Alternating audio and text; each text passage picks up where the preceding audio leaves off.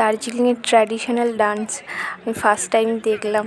আমরা বিকালে মল রোডের দিকে গেছিলাম, সবাই বলছে এখানে এখন অনুষ্ঠান হবে।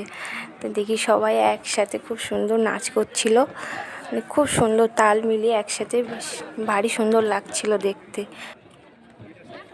গান চলছিল, কিন্তু গানের ভাষা বলতে পারবো না কী গান হচ্ছিল, আমি তো ওখানকার ভাষাটা জানি না, তো বলতে পারবো না কী গানে নাচ করছিল।